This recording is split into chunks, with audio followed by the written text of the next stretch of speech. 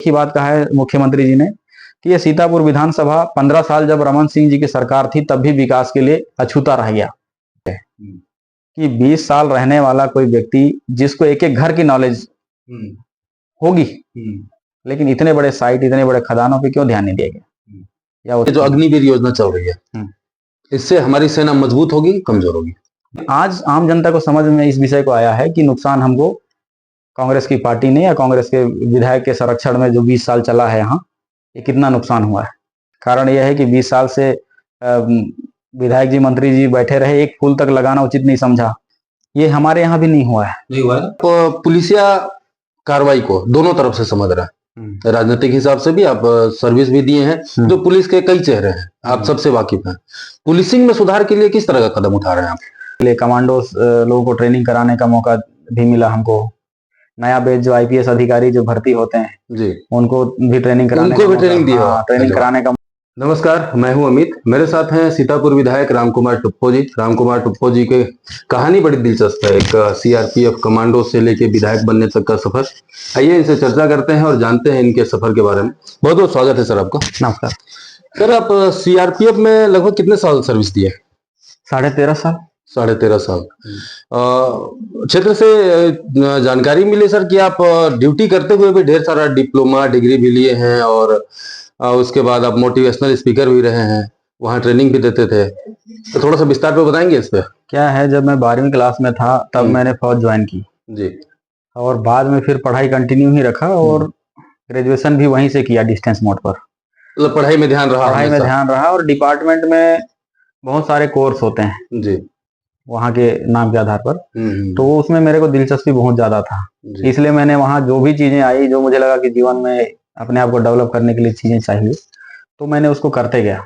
ऐसे बहुत सारे कोर्स भी किए, वो एक अनुभव अपने आप को देता रहा और मुझे मौका भी मिला ट्रेनर के रूप में, कि महाविद्यालय में भी हमें भेजा जाता था डिपार्टमेंट के, वहाँ भी हम ट्रेनिंग कराते थे और भी बहुत सारे मौके मिले, कमांडोस मौका मिला हमको जी। तो अच्छा, एयरफोर्स के अधिकारियों को लॉ एंड ऑर्डर की ट्रेनिंग कराने का मौका मिला, तो मुझे अच्छे मौके मिले लाइफ में।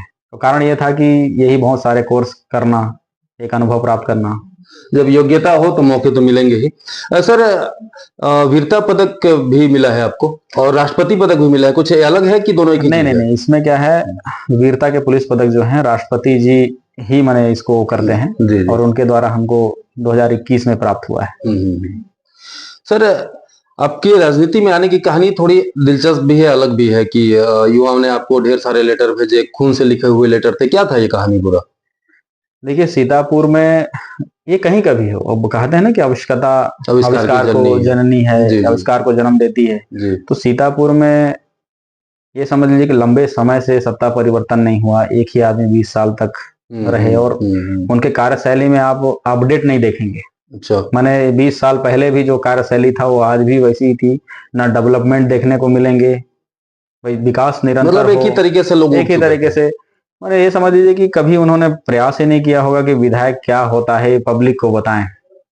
तो मंत्री भी रहे, हालांकि काम क्या कर सकता है, क्या नहीं कर सकता है, हम भी यहीं पले बड़े हैं, हम कभी भी ये नहीं जान पाए स्टूडेंट होने के बाद भी कि विधायक का रोल प्ले क्या होता है। कारण ये है कि अंदर खाने रहना ना, हमको कहीं विकास का ऐसा कोई मील का पत्थर टाइप से चीजें दिखती कि नहीं विधायक जी के पहल से हुआ है, ना ही कोई स्पेशल विकास, भले ही रोड को ही ले लीजिए आप, ऐसा कुछ नहीं दिखता था, तो जानने की कोशिश नहीं किया। लेकिन जब घटना इस तरीके से होता है तो आम पब्लिक, जिस हिसाब से एक बच्ची का हत्या बलात्कार हुआ, आप जानते होंगे, हमारे क्षेत्र की विद्यार्थी थी, तो उसके न्याय को लेकर आम जनता, विद्यार्थी, नेताओं के पास भी गए, रिस्पांस नहीं आया उस लेवल का, वहां से जनता में असंतोष शुरू हुआ। बताते हैं थाना में गए, वहां जवाब सही से नहीं मिला, तो वहां से एक मांग शुरू होने लगी कि भाई आज हमारा कोई नहीं सुन रहा है तो कल ये घटना किसी और के साथ भी हो सकता है। आज मान लीजिए कोई केस समाचार में आती है, मान लीजिए कि नहीं फलाने जगह पे हो गया, तो घटनाएं पहले भी होती थी, आज भी हो रही हैं, लेकिन काबू करने का प्रयास किया जा रहा है। लेकिन आज घटना अगर समाचार पे आ रही है, पब्लिक को पता चल रहा है, उसका निदान भी हो रहा है, तो इसका मतलब ये समझिए कि घटना दब नहीं रहा, कार्रवाई हो रहा है। लेकिन वो दौर ऐसा था कि बड़े बड़े घटना हम सुनते थे कि मामला दब गया, समाचार में कई चीजें आने के लिए रुक तो गई। मंत्री जी का मतलब ये जो रवैया था वो हम्बल नहीं था लोगों के प्रति, मतलब एक नहीं, जो अगर लोगों के प्रति व्यवहार अच्छा नहीं होता तो 20 साल टिकते नहीं होगा, नंबर एक सवाल। ठीक बात तो ये मान सकते हैं कि व्यवहार अच्छा रहा होगा, लेकिन काम विकास का स्तर उस लेवल का नहीं हुआ मिनिस्टर होने के बाद भी। तो इसका रीजन क्या था? कहीं ऐसा तो नहीं कि यहाँ की जनता को भ्रमित करते रहे, ये भी हो सकता होगा। हो सकता है। लेकिन उस घटने ने क्या है, हमारे जैसा व्यक्ति को, जो जिंदगी का केवल एक ही सपना था कि हम फौज में जाएंगे और वहां अपने देश की सेवा करेंगे, उस व्यक्ति को यहाँ आने के लिए मजबूर किया। रीजन यह है कि पूरा यूथ इकट्ठा होकर एक आविष्कार करने की राह पर चलते हैं और एक नेता की मांग करते हैं। वो मुझे अच्छे से आज भी वो दिन याद है कि इन्होंने कहा था, 30 लोग थे, कि हम आपका इस्तीफा चाहते हैं और आपको नेता बनाना चाहते हैं। तो मैं पूछा कि क्यों? तो भाई हमारा फील्ड अच्छा है, हम क्यों वो करेंगे। ठीक बात। तो उन्होंने इस घटना को जिक्र करते हुए कहा कि इस क्षेत्र को सुरक्षित करने की जरूरत है। घटनाएं देखिए छोटे बड़े होते रहेंगे, एकदम से समाप्त मैंने नहीं हो सकता। टेक्निकल चीजें बदलती रहती हैं, क्राइम करने के तरीके बदलते रहते हैं, लेकिन वही कि केस ना दबे, कार्रवाई हो, लोगों को विश्वास हो कि उसको न्याय मिले। तो इसके लिए इन्होंने मैंने प्रस्ताव रखा। लेकिन नौकरी छोड़ देना, सपनों को एकदम से तोड़ और देना, फिर यहाँ पता चला असफल हो गए, तो एक और कहानी है ना।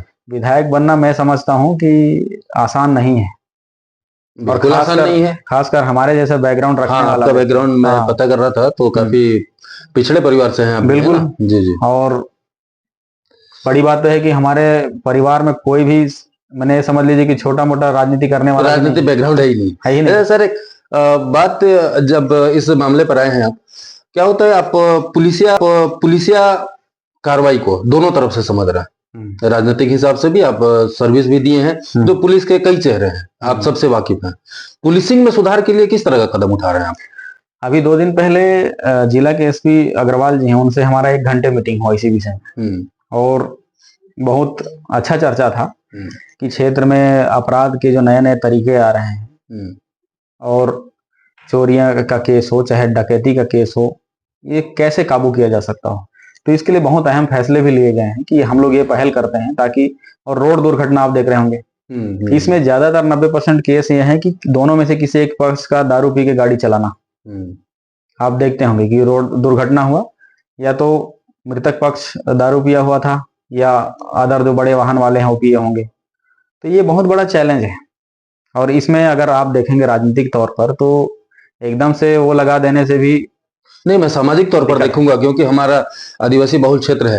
आदिवासी समाज में शराब का थोड़ा सा कोई भी कार्यक्रम हो, शादी विवाह हो, तो उपयोग ज्यादा होता है। तो इस स्थिति में सीजन वैसे ही है, सीजन वैसे ही है, ठीक बात है।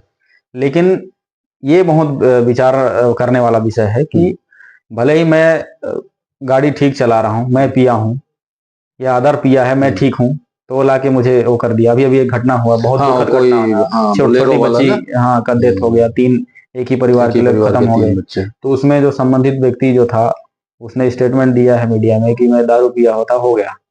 तो ये किसी की मृत्यु हो जाने के बाद ये स्टेटमेंट उचित नहीं है, बिल्कुल उचित नहीं है।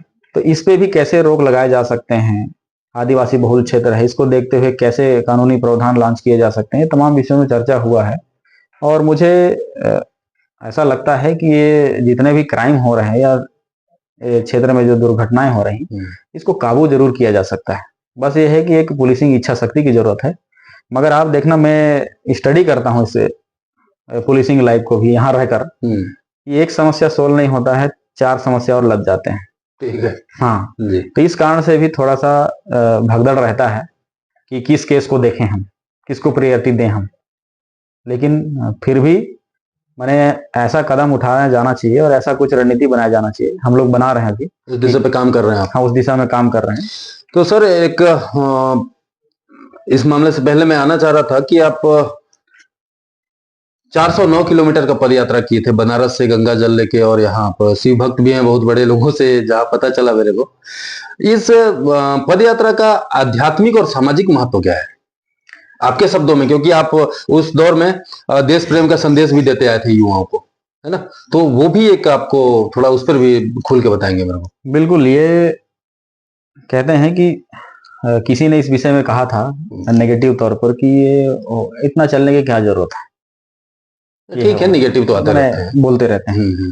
तो एक्चुअल में इस यात्रा को स्वतः ही की सोच में आया और चल दिया, ऐसा हो नहीं सकता, क्योंकि 420 किलोमीटर नंगे पांव कंटिन्यू, ये आसान नहीं हो सकता। ठीक है, आध्यात्मिक जुड़ाव होगा तभी आदमी करेगा। ये मुझे स्वप्न में आया था 2018 में। अच्छा। हाँ, कि मैं बनारस से पद यात्रा करते हुए गंगा जल लेके चोरकी पानी महादेव जो है मैन पाट में, जी। मैं जलाभिषेक किया। इस विषय में अपने मित्रों से पता किया कि यार मुझे सपना आया है ऐसा ऐसा करके। तो उन्होंने ये बताया कि जिस मंदिर का आप जिक्र कर रहे हैं वो सपनों से ही बना है। यानी प्रथम बार जब उस शिवलिंग की खोज हुई तो संबंधित एक टीचर थे वहां पढ़ाते थे, उनको सपना ही आया था। उन्होंने सपने को देखते हुए उस जगह पे पहुंचे तो वहां एक विशालकाय जो शिवलिंग था वो वहां उनको मिला, पूजा अर्चना की, तब से वहां पे पूजा अर्चना होती है। तो वहां सपने आते ही रहते हैं लोगों को। और आपको बता दें कि जहां जलाभिषेक हुआ है वो स्वयंभू है। स्वयंभू से हाँ, महादेव है। स्वयंभू है। और बड़ी चीज यह है कि वो अपना स्वरूप जो है ना बड़ा कर रहे हैं। गांव वालों का कहना है कि आज से इतना वर्ष पहले जब इसकी खोज हुई थी ये छोटे रूप में थे और ये निरंतर बड़े होते जा रहे हैं। माने ये समझ लीजिए कि आज भी अगर देखेंगे उस जो मंदिर के ढांचा को, तो इंजीनियरिंग प्लाज को समझने की कोशिश करेंगे तो वो छत को टच करने वाला है। अच्छा। जो शिवलिंग है ये अपना लमगांव हनुमान मंदिर जैसा ही कहानी है उनका भी, माने छत को छूने वाला है। तो मैं कल्पना करता हूं कि यदि इस कहानी में सच्चाई नहीं होती तो शायद उस समय जब ढलाई हुआ होता थोड़ा और ऊंचा होता और ऊंचा होता, लेकिन आज इतना ही बचा है। इसका मतलब ये कहानी जो है ये सत्य है। जी।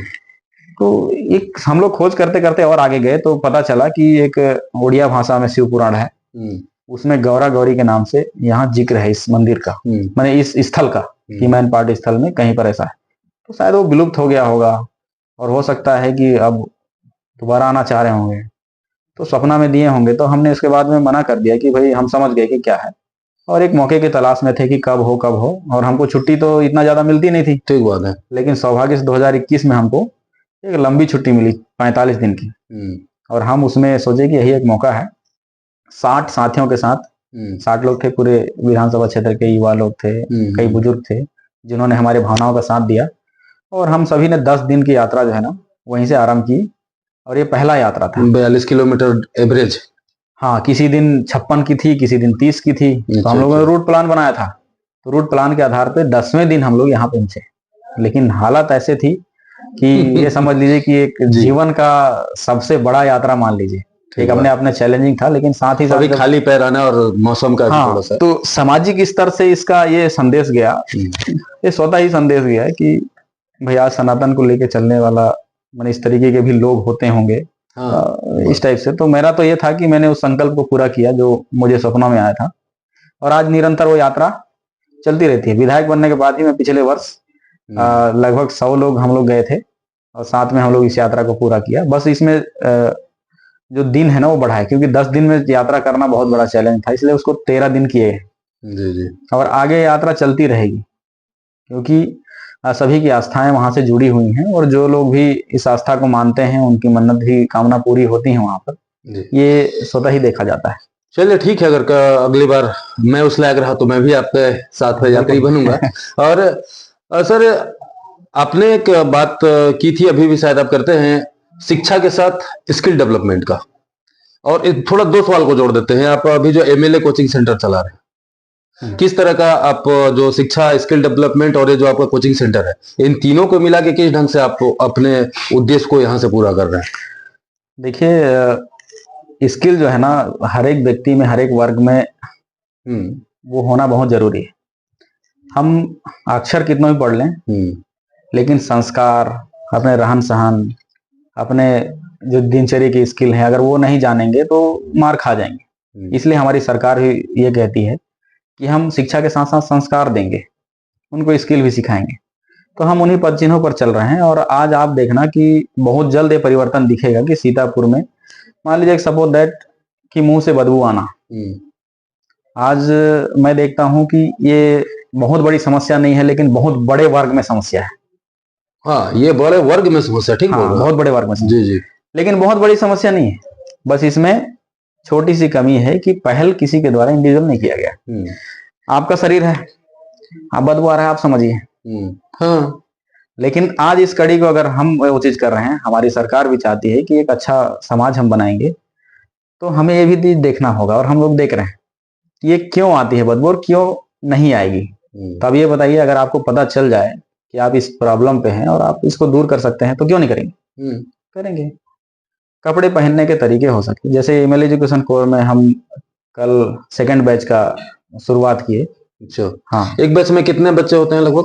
अभी हमारे पास बैठने की व्यवस्था कम है, इसलिए 80 से 100 लोगों को हम लोग कोचिंग करा रहे हैं बैच में। आपके कुछ बच्चे सीआईएसएफ वगैरह में सेलेक्ट भी हुए हैं? हाँ, अभी तक 5 लोग सिलेक्ट हुए हैं। अच्छा, अग्निवीर में 3 लोग हुए हैं, सीआईएसएफ में 1 जने हुए हैं, और एक हॉस्टल अधीक्षक का हुई। अच्छा अच्छा, ऐसे करके एक साल का रिजल्ट है ये हमारा। 1 साल का। लेकिन बिल्डिंग बन रही है अभी। बिल्डिंग बनने के बाद ये जो 100 सीटर का जो कोचिंग संस्थान है, ये 400 सीट तक कैपेसिटी लेगी। एक फौजी नजरिए से पूछता हूं मैं, ये जो अग्निवीर योजना चल रही है, इससे हमारी सेना मजबूत होगी, कमजोर होगी? मजबूत होगी। कैसे? क्योंकि देखिए, कोई भी योजना अगर सरकार लॉन्च कर रही है, तो बिना छानबीन किए, बिना जांच किए तो नहीं कर रही है, नंबर 1। और दूसरा, दुनिया के ऐसे कई देश हैं जिसमें अग्निवीर की तरह व्यवस्थाएं हैं, और उन देशों में भाई मैं मानता हूं कि हमारी देश की सेना यंग है बाकी दुनिया की कंपेरिजन में, और इस योजना से और यंग होगी। अभी अभी हमने 3 अग्निवीर जवानों को भेजा है हमारे कोचिंग सेंटर से, और ये समझिए कि इनका उम्र अभी 17.5 साल है, 18 साल है किसी का, लेकिन अपने जवानी की उम्र में ये वापस आएंगे। और ये भी तो नहीं कही ना सरकार ने कि पूरे वापस आएंगे, कुछ परसेंटेज उनको रेगुलराइज किया जाएगा, और कुछ लोग वापस आएंगे, और जब वापस आएंगे तो इनके पास एक अनुभव होगा। और ये विभिन्न, सरकार ने भी कहा है कि विभिन्न संस्थानों में इनके लिए अलग से कोटे आरक्षित किए जाएंगे अग्निवीर के लिए। अच्छा अच्छा। और साथ ही साथ उनको एक अच्छा पैकेज मिलेगा, अच्छा सैलरी के साथ वो मिलेगा। तो ये बताइए, 24 साल की उम्र में, आज तो 24 साल का 30 साल तक आदमी संघर्ष में नहीं, और ये अच्छा भी है, अगर आर्मी ट्रेनिंग किया हुआ बंदा है तो उसमें थोड़ा सा ना कहीं पे एक ईमानदारी या थोड़ा सा क्वालिटी डेवलप हो जाता है। अभी आप देखिए, एक विषय को मैं बोलूंगा, देश में आज हर एक व्यक्ति ये बोल रहा है, पहलगांव में जो घटना हो उसके बाद में, कि युद्ध होना चाहिए, युद्ध होना चाहिए। हर लोग बोल रहे हैं युद्ध होना चाहिए, लेकिन जब युद्ध होती है एक देश से दूसरे देश के प्रति, तो आप समझ सकते हैं कि उसमें हर एक किसी की जरूरत पड़ती है, केवल सेना का जवान की जरूरत नहीं पड़ती, उसमें राशन सप्लाई से लेके गोली सप्लाई हर किसी की जरूरत पड़ती है। लेकिन आप सोचिए कि हमारा देश आने वाला समय में हर दूसरा व्यक्ति एक सैनिक की ट्रेनिंग पाया हुआ लोग होगा, तो ये समझ लीजिए कि दुनिया के सर्वाधिक शक्तिशाली देश हम क्यों नहीं बनेंगे। ठीक बात है।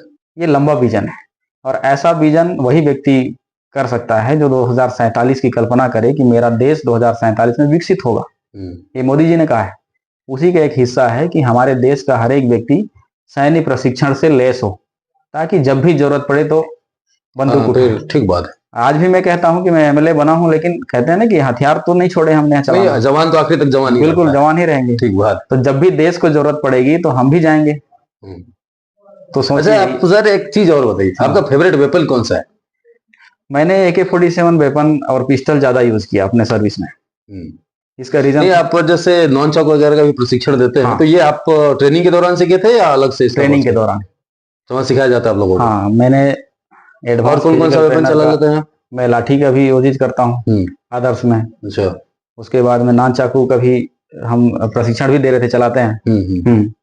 कराटे का भी बेसिक हमने किया है। अच्छा अच्छा। इसके अलावा वेपन्स में अगर देखा जाए तो मिलिट्री वेपन्स में लगभग जो डिपार्टमेंट में होते हैं, वो सारे होते ही हैं। आप लोग को ट्रेनिंग में कुछ ऐसा सिखाया जाता है कि 2-3 सेकंड में आदमी को मार सके? अभी मैं कोई लक्की बिस्ट है जो रॉ एजेंट थे शायद, जिनका खूब चल रहा है अभी। हाँ। ये सही है? ऐसा ट्रेनिंग होता है 2-3 सेकंड में आदमी को? बहुत सारे प्रशिक्षण कॉन्फिडेंशियल होते हैं, और देश का अगर कोई कमांडो बनता है मान लीजिए, तो किस फील्ड का कमांडो बन रहा है उसके उद्देश्य के अकॉर्डिंग उसको पूर्ण स्किल अप किया जाता है। पूर्ण स्किल अप माने उसको कहीं डाउट ना हो। और इसमें प्रशिक्षण में सबसे बड़ी बात यह होता है कि केवल वेपन से ही नहीं लड़ सकता, वो अपने हाथों से भी, हाथों को वेपन बना के उसको अटैक करके खत्म कर सकता है। पूरी तरह से वो कमांडो होना ही चाहिए, है ना? पूरी तरह। लेकिन फिल्मों में आपने देखा होगा कि फिल्मों की सिनेरियो और रियल सिनेरियो में बहुत फर्क होता है, जमीन आसमान का फर्क होता है। लेकिन हाँ, इतना है कि कमांडो तक के जो सफर होता है बहुत कठिन है। हर परिस्थिति में झेलता है अपने आप को, अपने आप को पार करता है, और देश की सुरक्षा में जहां भी तैनात करना हो, वो अपने आप को खरा उतारता है। और आज तक इस देश के आप देखना कि फेलवर कहीं पर भी नहीं है। उसका रीजन है कि सख्त प्रशिक्षण होना, हर चीजों से उनको अवगत कराना। मैंने आपने फिल्मों में सुना होगा कि 10,000 में से एक कोई निकलता है ऐसा। तो ये बात बिल्कुल सही है।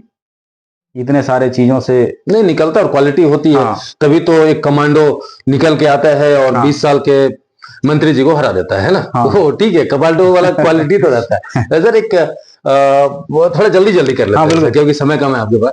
महिलाओं को सशक्त करने के लिए जैसे आप बच्चों को ट्रेनिंग तो दे रहे हैं ना, वेपन वगैरह का या मार्शल आर्ट का, इसके अलावा शिक्षा और रोजगार या आर्थिक रूप से कैसे सुदृढ़ हो, इसके लिए क्या योजना ला रहे हैं आप? अभी हम लोग ये सुशासन तिहार का दौर चल रहा है, इसके बाद हम लोग प्लान बना रहे हैं कि जो समाज में या गांव में जो वर्ग हैं, जो बच्चियां हैं, लड़के हैं, उनको एक ट्रेनिंग का प्रोग्राम बनाया हम लोग कि इनको देने की क्या जरूरत है, समाज को क्या जरूरत है। इसमें आपने देखा होगा आर्थिक मैनेजमेंट। आज आर्थिक मैनेजमेंट है किसके पास? अगर आप व्यवसायी हैं, आपका माने पारिवारिक व्यवसाय है, तो जो बच्चे आपके यहाँ होंगे वो बचपन से स्वतः ही सीखेगा। और पूंजी की भी कमी नहीं है उसका। हाँ, पूंजी की कमी नहीं, खुद सीखेगा। लेकिन अचानक से कोई आदिवासी व्यक्ति जिनका व्यवसाय नहीं है और वो व्यवसायिक फील्ड में आएगा, तो देखना 90% फेल होने के चांस रहते हैं। और ये रेशियो है। ठीक बात है। तो इसका कारण क्या है? इसका कारण यह है कि हमारे पास उस फील्ड का स्किल नहीं होना, मैनेजमेंट नहीं होना। उसके बाद दूसरा कहानी मैं बताता हूँ कि मान लीजिए किसी चीज का क्लेम हुआ या मुआवजा मिला एक आम आदमी को, जिसको फाइनेंस मैनेजमेंट नहीं आती, उसका पैसा देखना या तो कोई लूट लेगा या तो किसी चीज में बर्बाद कर देगा। लेकिन जिसके पास मैनेजमेंट है वो उस पैसे को 4 गुना बना लेगा, सुरक्षित कर लेगा, अपने बच्चों के लिए सुरक्षित कर लेगा। ये दो चीजें जो है ना बहुत अहम है। किसी भी मामले को बड़ा गहराई से अध्ययन करते हैं, है ना? निचोड़ वही है, निचोड़ वही है। ठीक बात है, निचोड़ के रखना है। क्योंकि ये बताइए, केवल मैं रोड और पुलिया बनाने के लिए तो मैं नेता नहीं बना। ठीक बात है। जब पूरी तरह से आप तैयार नहीं करेंगे समाज को, हाँ, नहीं बनेगा। बहुत बड़ी बात है। इसलिए हम अपने सीतापुर को एक पॉलिसी बनाया है विकास का, SSSVR करके। मैं इस पे आने वाला था, अभी नेक्स्ट क्वेश्चन वही था। SSSVR जो है, इसको थोड़ा सा विस्तृत रूप से बताएंगे आप? ये पहला है, हमने शिक्षा को रखा है। सबसे पहला शिक्षा है। शिक्षा पे रखा है।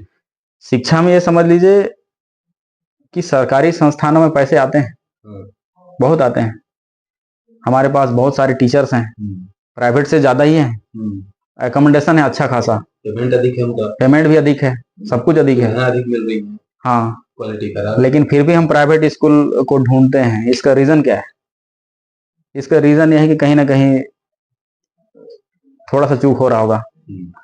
दूसरा चीज यह है कि एमएल एजुकेशन कोर्स इसी पहला इसका हिस्सा है कि मेरे आदिवासी बहुमूल्य क्षेत्र के बच्चों को लाखों खर्च करने का जिसका हिम्मत होगा या जिसका परिस्थिति होगी, वो दिल्ली भेजेगा बच्चों को यूपीएससी के लिए, रायपुर भेजेगा। लेकिन ग्रामीण अंचल के 90 से 99% लोग तो नहीं भेज पाएंगे। सपने जरूर बच्चे देखते हैं कि मैं कलेक्टर बनूंगी, लेकिन बनेगा कैसे? कोई व्यवस्था नहीं है, कोई माहौल नहीं है, साधन नहीं है। तो उसको देखते हुए इसको बनाया हम लोगों ने, और आज इसका रिजल्ट 1 साल में 5 आए हैं। एक टीचर वहां पढ़ाते हैं, वो पीएससी का भी प्री निकाला है उन्होंने, स्टूडेंट ही थे, अभी वहां पढ़ा रहे हैं तो निकाला है। तो हम लोग का रिजल्ट है, तो ये इसी का हिस्सा है। मैंने ये समझ लीजिए कि डिसिप्लिन के साथ साथ, शिक्षा का परिसर के साथ साथ, बच्चों की पढ़ाई, उनका अनुशासन, ये सारे चीज पहला इसमें हम लोगों ने सारी परिवर्तन में आपका फौजीपना तो है ना, वो कॉमन है, वो रहेगा, वो रहेगा, डिसिप्लिन वाला चीजें रहेगा। सेकेंड है सुशासन का है, सुरक्षा का है। सुरक्षा में सड़क सुरक्षा हो गया, बॉर्डर सुरक्षा हो गया, या पुलिस से संबंधित चीजें होगी। सीसीटीवी कैमरा, आप देखना कि हमारे क्षेत्र में सीसीटीवी कैमरा लगाने के लिए हर दुकानदार को हमने खुद आग्रह किया है, और लोग लगा रहे हैं, उसका बेनिफिट भी उनको मिलता है। अभी कुछ ही महीनों या समय में चौराहों में, पर्यटन स्थल में आपको देखना कि अलग से सुरक्षा के मापदंड देखने को मिलेंगे, कैमरा दिखेगा, कहीं कहीं बोर्ड लगा हुआ दिखेगा। मैंने एक सुरक्षा के लिए जो पहल किया जाना है वो हम लोग कर रहे हैं। तीसरा ऐसा सुशासन जो हमारे विष्णुदेव सरकार की एक बहुत महत्वपूर्ण उद्घोष है, और उसी का दौर ये चल रहा है कि सुशासन के दौर में हॉस्पिटल भी आ सकते हैं कि बहुत बढ़िया व्यवस्था हो। आज सीतापुर का हॉस्पिटल जो है 30 बेड से संचालित होता था, 100 बेड के अकोमोडेशन के आधार पर बना है, लेकिन हमारे आने के बाद उसको 100 बेड पे स्वीकृति कराया गया है। और उसके आधार पर भर्तियां हो रही हैं, स्पेशलिस्ट डॉक्टर भी धीरे धीरे आना शुरू हो रहे हैं। उसके बाद सबसे मेन है सरकारी अस्पतालों में आप देखना सफाई की कमी। प्राइवेट में देखना कि नहीं बदबू नहीं आती, सरकारी में बदबू आती है। ठीक है। लेकिन आप इस अस्पताल को देखना, उसमें भी परिवर्तन दिखेगा आपको कि ये कुछ अलग है, कुछ स्पेशल है। ठेकेदारों में भी हड़कंप मचा हुआ है, अभी कहीं कहीं आप तुड़वाए भी है ना, 2 ये सुशासन का ही हिस्सा है कि हमारे यहाँ जो बने वो ठीक बने, लोग पता तो चले कि यहाँ निगरानी करने वाला कोई है, नहीं तो क्या है मनमर्जी बनाए और चले गए। तो ये सुशासन पे ही आएंगे। उसके बाद वी आता है, वी में विकास। तो विकास के हम ऐसा प्लान बनाते हैं कि विकास दिखे, गांव का कीचड़ खत्म हो, जो सदियों से इंतजार करने वाले, जो 20-20 किलोमीटर घूम के आने वाले लोगों को एक सुगम पुल मिले, रास्ता मिले। हमने एक तिरंगा झंडा देश का दूसरा सर्वाधिक ऊंचा भी सैंक्शन करवाया है, उसके लिए आप हाँ, प्लॉट भी रिजर्व करवाया। हाँ, रिजर्व भी करवाया है। सीएम साहब ने खुद हमारे प्रथम मांग पर दिया था। उसके बाद पर्यटन विकसित हम लोग कर रहे हैं। आप देखना टाइगर पॉइंट का नाम काफी सुने होंगे आप, उल्टा पानी काफी सुने होंगे आप। तो इनमें प्राकृतिक का दिया हुआ ही है, उसके अलावा हमने उपभोग तो किया लेकिन इसका विकसित नहीं किया। कारण यह है कि 20 साल से विधायक जी, मंत्री जी बैठे रहे, एक फूल तक लगाना उचित नहीं समझा। लेकिन अभी मैं टाइगर पॉइंट में रोज गार्डन के रूप में विकसित करने के लिए प्रोजेक्ट बनवा रहा हूँ। आपको टाइगर पॉइंट का घेरा करके फूलों का घाटी कहा जाएगा। हाँ, टाइगर विचरण करते हुए आपको वहां पे चलचित्र दिखेंगे। मैंने समझ लीजिए उसको संवारने का कोशिश किया जा रहा है। इससे पर्यटक आएंगे, लोगों में ये लगेगा कि हाँ भाई मैनपाट आया, अच्छा लगा। नहीं तो मैं ये भी सुना हूँ, मैं खुद भी पहली बार गया जब, कि अच्छा मैनपाट यही है क्या, उल्टा पानी। थोड़ा सा संतोषजनक नहीं लगता है। तो रोमांचक करने का सीन ये विकास में ही आएंगे। और लास्ट में रोजगार है यार, जो है रोजगार, ये महत्वपूर्ण कड़ी है। मैं जानता हूं कि रोजगार देना मेरे हाथ में बहुत कुछ नहीं है, लेकिन जो बहुत कुछ है उसी में से हम निकालते हैं। आपने सुना होगा कि हम लगभग 5700 पूरे विधानसभा में युवा युवती जिन्होंने पढ़ाई छोड़ दिया 8वीं से 10वीं से, शाला त्यागी जिनको कह सकते हैं आप, इनको सर्वे करके निकाला। ठीक है। और इनको मीटिंग ली। एक ही मीटिंग में आप यकीन नहीं करेंगे 2000 लोग ओपन में दोबारा परीक्षा लिखे। यानी 5700 लोगों में से मेरे एक मीटिंग, एक मोटिवेशनल स्पीच करने से 2000 लोग दोबारा कलम थाम लिए।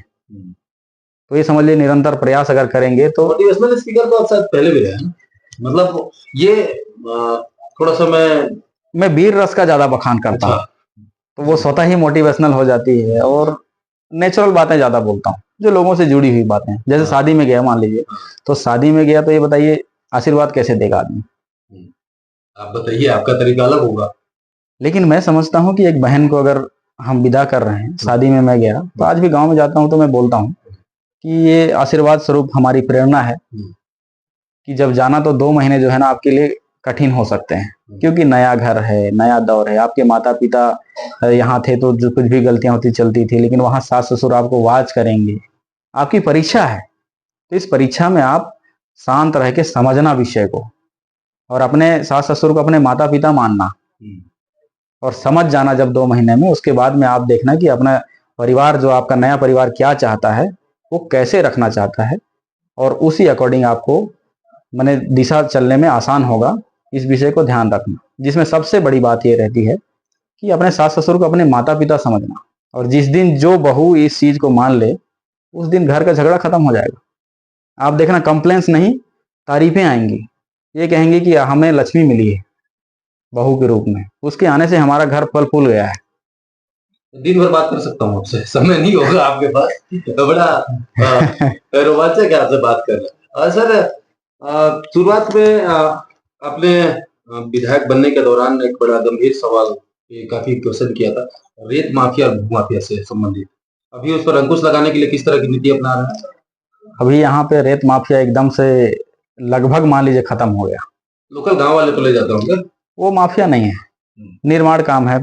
सरकार ने प्रधानमंत्री आवास के लिए रेत फ्री किया हुआ है, और जो लोकल कंस्ट्रक्शन है, जो घर बना रहे हैं, वो हमारे इस क्षेत्र में ले जा सकते। यूपी सड़क जाता था हमारा बालू, पूरे 5 साल उत्तर प्रदेश लगातार ट्रकें, गाड़ी, मशीनें उतरी नदियों में। आप देखना अभी भी नदियां बिल्कुल खाली हैं।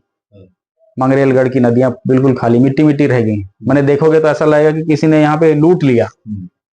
मैंने एक मुट्ठी बालू नहीं मिलेगा। लेकिन आज उत्तर प्रदेश के संचालन हो चाहे दूसरे क्या बोलते हैं दूसरे जिला में का संचालन, यहाँ से बालू नहीं जाती, एकदम बंद हो गया है। कारण यह है कि चुनाव का हमारा एक अहम मुद्दा भी था ये, और जरूरी भी है कि हमारे संपदा को बचाना। इससे जल स्तर नीचे जाता है, लोगों को नुकसान होता है। आज खेती करते हैं लोग किनारे में, हमारे यहाँ के ग्रामवासी जो हैं जितने नदी किनारे हैं इतने सारे फसल लगाते हैं, लेकिन उनके लिए आज पानी नहीं मिल रहा है। वो खोद रहे हैं फिर भी पानी नहीं मिल रहा है। सोचिए, ये चिंता का विषय है।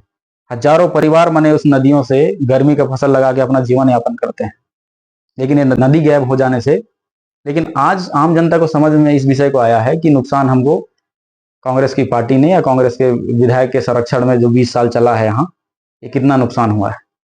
तो हम पूरा प्रयासरत हैं कि इस माफियागिरी जो बिल्कुल खत्म हो। लोग टच करते रहते हैं, लेकिन हमें इस विषय पे बिल्कुल मंजूरी नहीं है कि मैंने यहाँ के लोगों को नुकसान करने वाले कोई निर्णय लिया जाए। पर्यावरण से संबंधित एक और सवाल है, जो मेन पार्ट में बॉक्साइट उत्खनन हो रहा है, तो और भी कई माध्यम है जिस माध्यम से पेड़ों को काट देते हैं, गांव वाले भी काट देते हैं, और भी कई बातें। और हमारा आपका जो खासकर विधानसभा है और मेन पार्ट क्षेत्र, ये वनों की खूबसूरती के लिए ही जाना जाता है। पर्यावरण के संतुलन को बनाए रखने के लिए किस तरह का कदम उठा रहे हैं? और बॉक्साइट जो, ये मेरा शिकायत भी है, मैं सामरी का खदान भी देख रहा हूँ, यहाँ भी थोड़ा मोड़ा देख रहा हूँ कि कंपनियां जब बॉक्साइट निकालती हैं उसके बाद उनको पैक करना है, पैचअप नहीं करती हैं और उस पर पौधा लगाना है, ये काम करते नहीं है। ये हमारे यहाँ भी नहीं हुआ है। नहीं हुआ है ना? एक भी खदान ऐसा नहीं है जिसका पैच करके गड्ढे फिलअप करके पेड़ लगाए गए हों। लेकिन आपको हम बता दें कि हाल ही में हमने साइटों का निरीक्षण के लिए गए थे लगभग 1 महीना पहले, और अब हम सारी साइटों की जानकारी निकाल रहे हैं। पिछली बार भी सदन में ये सवाल को हमने लगाया था कि कितने खदाने हैं और किस किस में वो चीज, क्योंकि ये वाकई में आप बता रहे हैं बहुत बड़ा प्रॉब्लम है। लेकिन इसको ये सोचने का विषय है कि 20 साल रहने वाला कोई व्यक्ति जिसको एक एक घर की नॉलेज होगी, लेकिन इतने बड़े साइट, इतने बड़े खदानों पे क्यों ध्यान नहीं दिया गया? या वो चाहते नहीं थे होंगे, या तो करना नहीं चाहते होंगे। लेकिन आज हम कर रहे हैं और आपको विश्वास दिलाते हैं कि ये खदानों के जो गाइडलाइन के मुताबिक पैचअप करना है, पेड़ लगाना है, ये सारे चीज होंगे, क्योंकि हमारा प्राथमिकता है कि मैन पार्ट की सुंदरता को बचाना। मैन पार्ट के अलावा भी टूरिस्ट पॉइंट है, जैसे यहाँ पे आपका सेदम के पास है और भी कुछ सेदम झरना है नीचे है ना, इसको लेके भी आप पूरे सीतापुर विधानसभा के जितने भी टूरिस्ट पॉइंट हैं या जहां संभावनाएं हैं, उन तमाम जगहों को विकसित करने के लिए हम लोग पर्यावरण को बढ़ावा पर्यटन को बढ़ावा देने के लिए क्या नीति अपना रहे हैं ताकि टूरिस्ट अधिक से अधिक आए? मैं बताया तो कि आज टाइगर पॉइंट में आपको प्लेन चीजें दिखती थी, लेकिन हमने उसको योजना बना के, आप देखना कि कुछ महीने में वहां पे इतनी आकर्षक चीजें बन जाएंगी। अगर हमारा देश का दूसरा झंडा यहाँ लग रहा है तो ये समझ लीजिए कि वो भी पर्यटक को आकर्षित करता है। और अगर बॉक्साइट की खदानें जो बंद हो चुकी हैं उसमें फिल करके अगर हम वहां को सौंदर्यीकरण करके पौधे वृक्ष लगा के अगर हम पर्यटन डेवलप करते हैं तो भी एक पॉइंट बन जाती है। मेरे पास तो बहुत सारे पर्यटक के पॉइंट हैं, बहुत सारे हैं जिनको किसी ने छुआ नहीं है।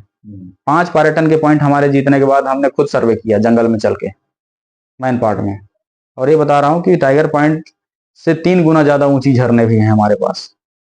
उसकी खोज अभी की है हम लोग। हाँ, जीतने के बाद इन तमाम जगहों को सर्वे करके हम लोग विकसित कर रहे हैं, योजना बना रहे हैं, और एक एक करके आप देखना कि पर्यटन का ये समझ लीजिए बहुत बड़ी संभावनाएं हैं। यहाँ नदियां हैं, नदियों में ऐसे ऐसे जगह हैं जो जिस चीज को लोग जानता तक नहीं, यहाँ केवल लोकल आदमी जानते हैं कि यहाँ के महत्व क्या है। उस महत्व तक को हम लोग विश्व पटल पर लेकर जाएंगे। रोड किनारे भी पौधा वगैरह लगवा रहे, कितना पौधा लगवाया है रोड किनारे? अभी पिछले बार लगभग 1800 पेड़ लगे आम के, बोटल ब्रिज जो है हमारा, जहाँ से सीतापुर विधानसभा शुरू होता है एनएच में, वहां से लेके जो साइड साइड का हम लोग वो पॉइंट करके, अब वो पेड़ देखना बड़े हो रहे हैं। बड़े हो जाते हैं तो ये समझ लीजिए हमारी रोड भी पर्यटक स्थल बन जाएगी।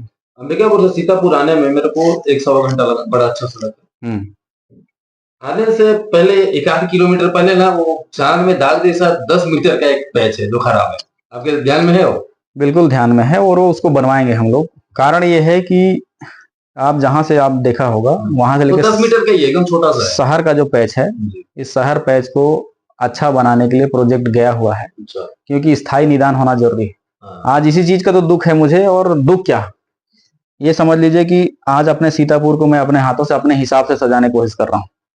लेकिन बताते हुए मुझे दुख होता है कि बरसात के जब समय आता है तो घरों में पानी घुस जाती है, और ये हर साल ऐसे ही होता है। इस चीज को मैंने इस एक साल में देखा है।